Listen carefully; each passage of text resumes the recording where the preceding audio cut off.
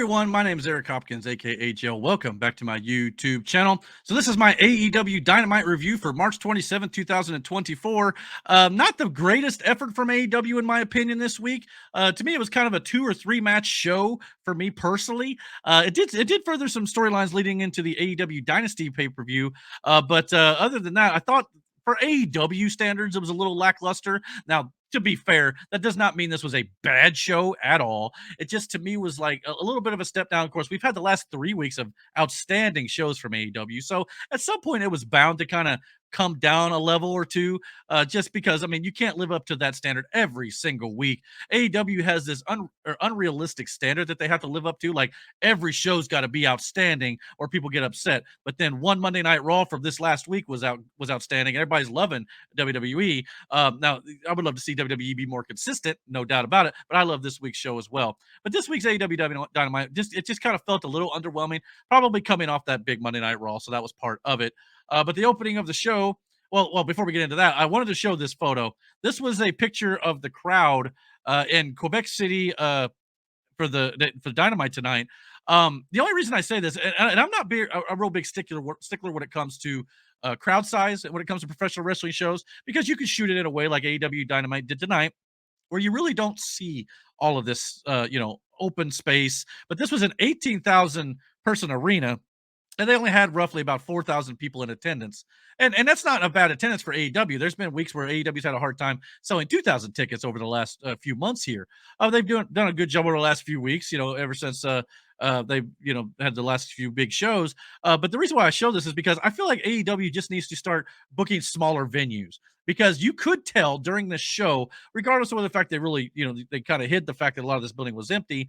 And it just kind of, you can hear the difference in the crowd when it's a smaller crowd in a big building compared to a smaller crowd in a smaller building. It kind of traps the sound, and it comes, and you really tell on the television when they're recording. So, I mean, in that regard, I just think AEW needs to do a better job about selecting where they do their shows.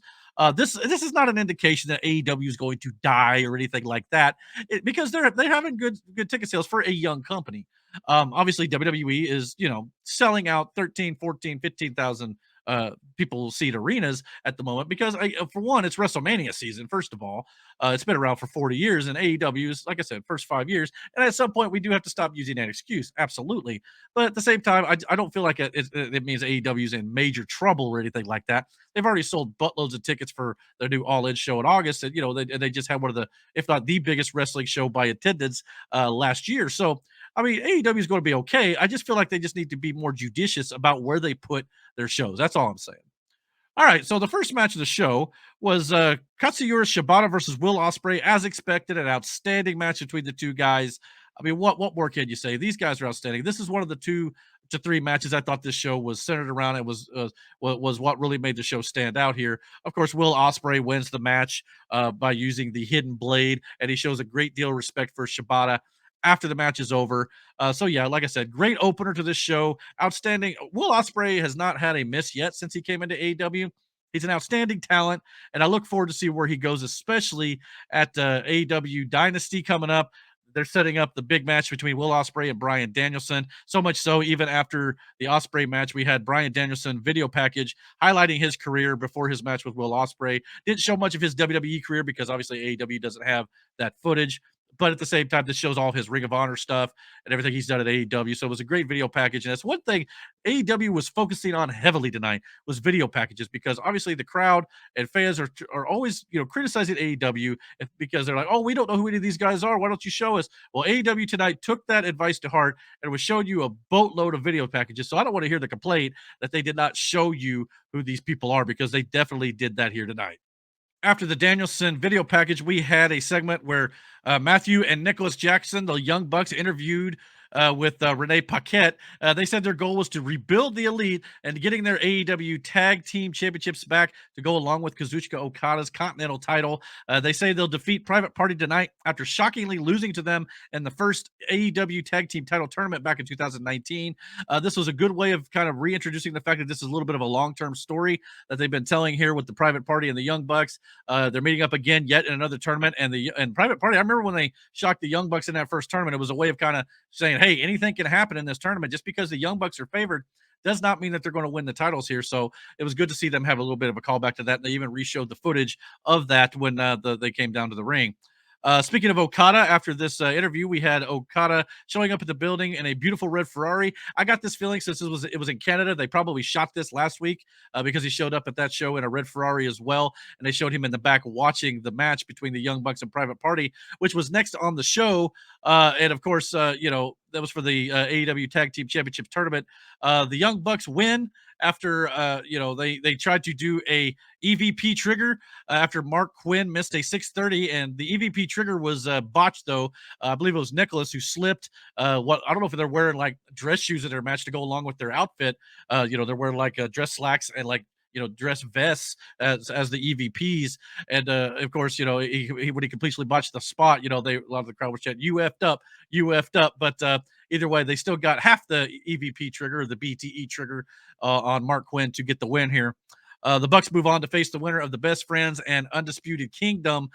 So yeah, I mean they're definitely doing their celebrating in the ring here after the match, and like I said, it's cool how that's part of the brackets are going on Dynamite, and the other half of the tag team tournament brackets are going on Collision. WWE's kind of been doing something similar with their WWE tag team title qualifiers to get into the ladder match at WrestleMania. They've got a mini bracket tournament going on SmackDown right now, and then Raw's just been doing qualifying matches. But in this case, the tournament's going on both shows, so it gives you a reason to tune in for the tag team tournament. So that's a good thing in my opinion.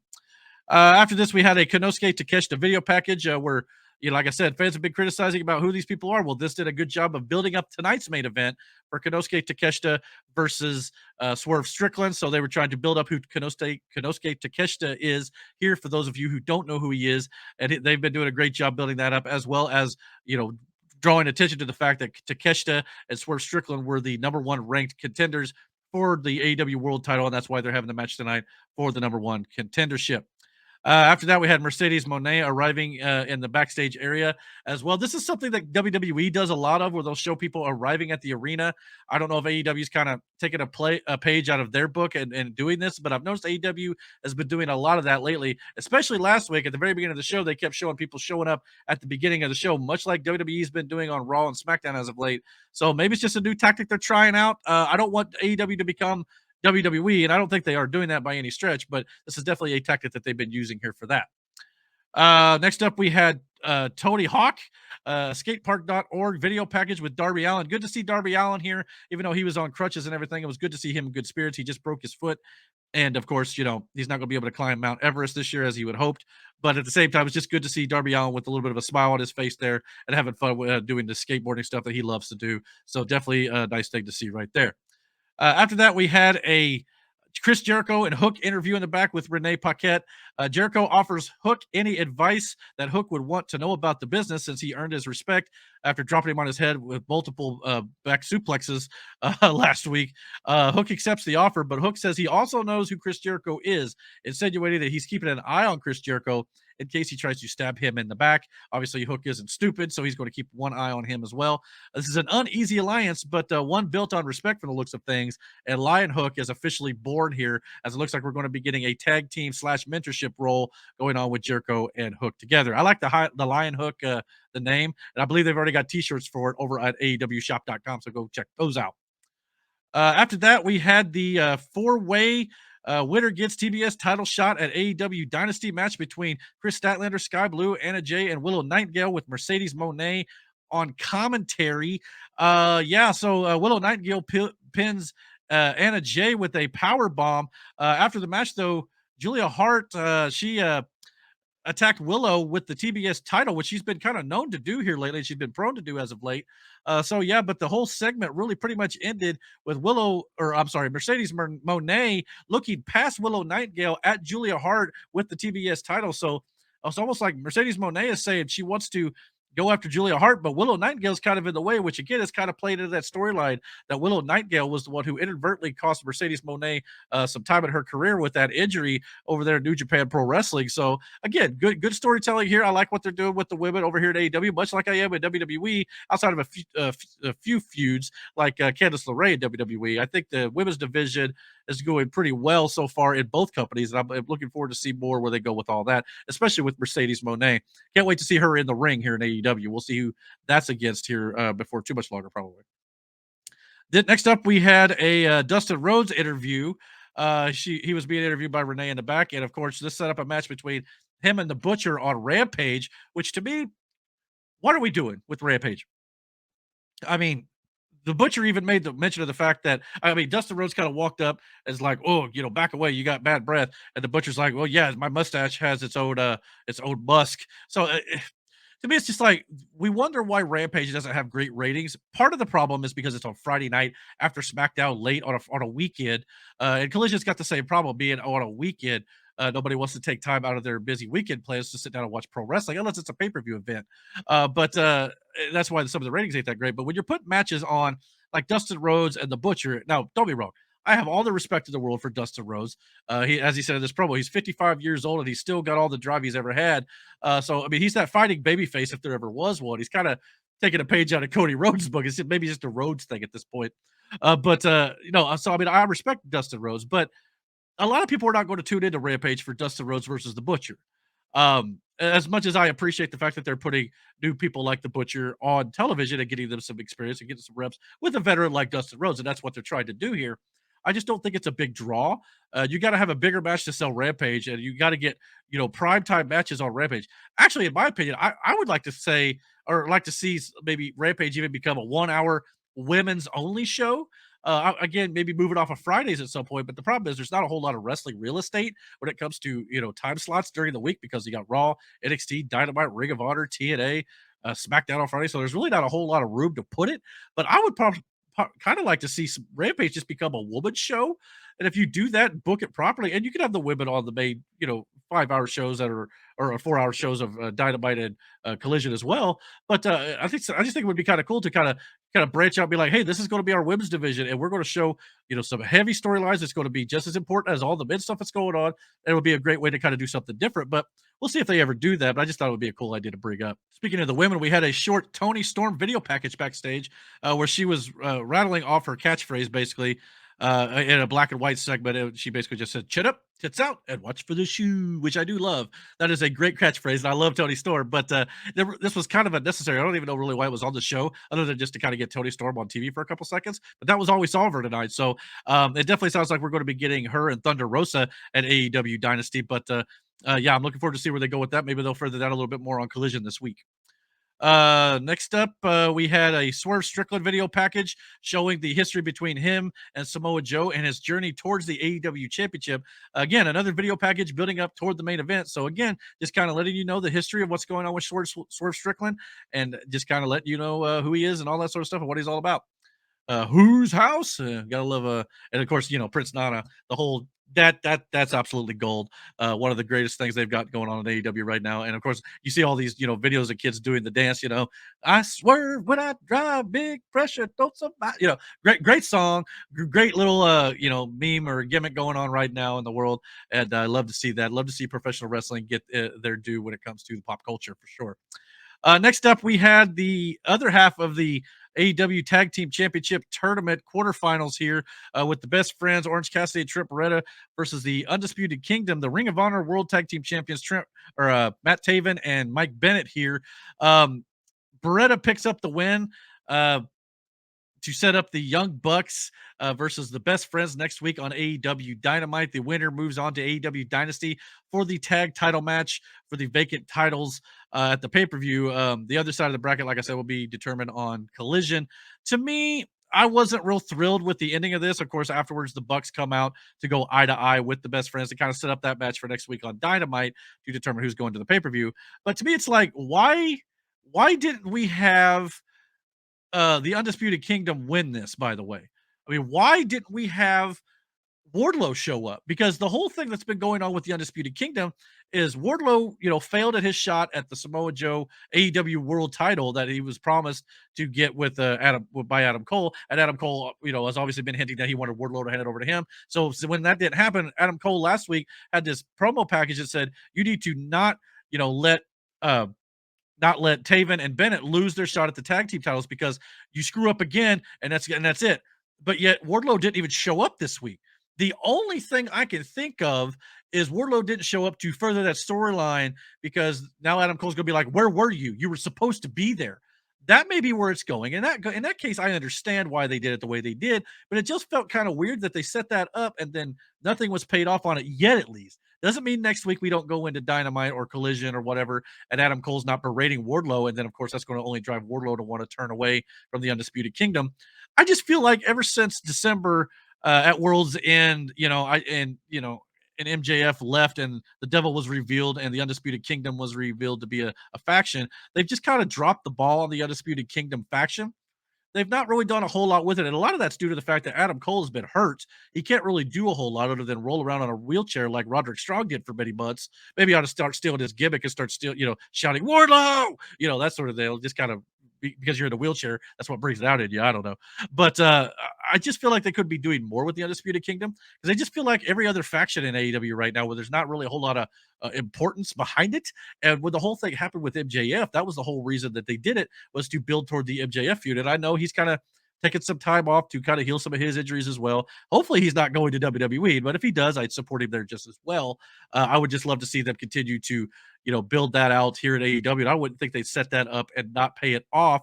But to me, it just felt a little weird, and I just hope they can kind of course correct here and do a lot better job with the Undisputed Kingdom because Adam Cole deserves to have a good faction. And Roderick Strong, they got a lot of good talent in there. I just want to see them push properly. And right now, it just doesn't feel like they've been doing a very good job at that booking. After this, we had a Kyle O'Reilly interview. He said it was great to be back, saying he did it on his own. Following a horrific neck injury, he got his first win since being out for almost 2 years, and he'll prove he could do it again this week on Collision. So it sounds like he's going to get another match. And he says he really didn't have, and I know the Undisputed Kingdom kind of come out and hugged him after the match. And I know he's good friends with Roderick Strong in real life. And that's probably all it really was. But it does, again, in storyline, it's kind of like, where are we going with this Undisputed Kingdom thing? They offered him a t-shirt, and he kind of declined. Eventually, it's probably going to come down to Roderick Strong and Kyle O'Reilly eventually, probably for the International Championship. That could be a match they're setting up at AEW Dynasty. We'll just have to wait and see, but I can see that exactly being where they're going with that storyline.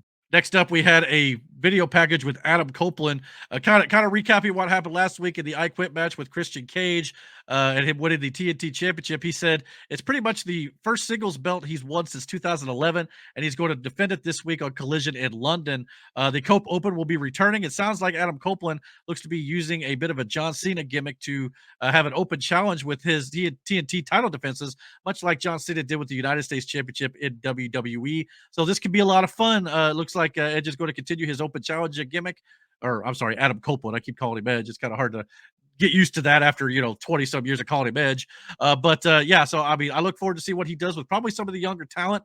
But I'm sure Copeland will probably be winning most of these matches to defend his titles until he gets a big challenger, probably at the pay per view.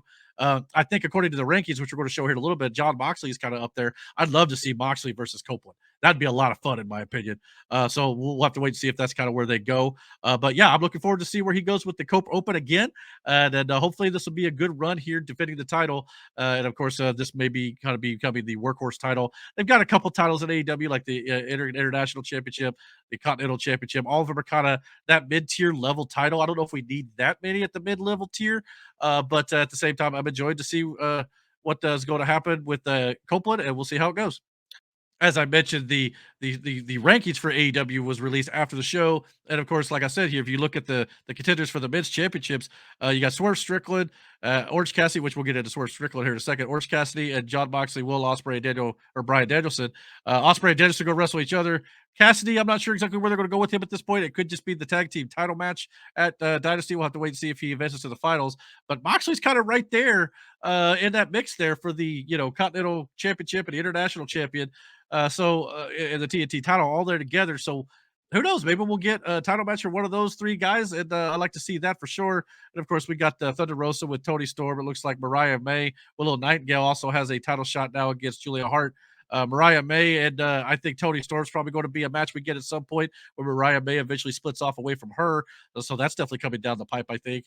And of course, you got the tag team vacants titles over here and the trios title. I got a feeling the Bang Bang Gang and the Acclaimed and Daddy Ass are going to have a unification trios championship match probably at Dynasty, because I don't know if Ring of Honor and AEW both need trios titles. I mean, you can continue to do that, but I got a feeling it's going to be a winner take all or a unification match at some point soon. So as well. But again, as I mentioned here, the rankings were listed Swerve Strickland and Konosuke Takeshita as the top of the leaderboards here going into this main event, which was announced by Tony Khan earlier in the day as being a number one contenders match for Samoa Joe's AEW World Championship at Dynasty, based on the rankings. And Swerve Strickland, this was the other match on the show. It was the opening match with Ospreay and Shibata, the women's four-way match, and of course this main event to me was what made this show. And of course, Swerve Strickland and Takeshita had an outstanding match, top to bottom here. Definitely, it was also a great spot in this match where Swerve Strickland countered a pop-up powerbomb into a stomp, which was outstanding. And of course, that set up the end of the match when he hit the big pressure to set up the win here against Takeshita.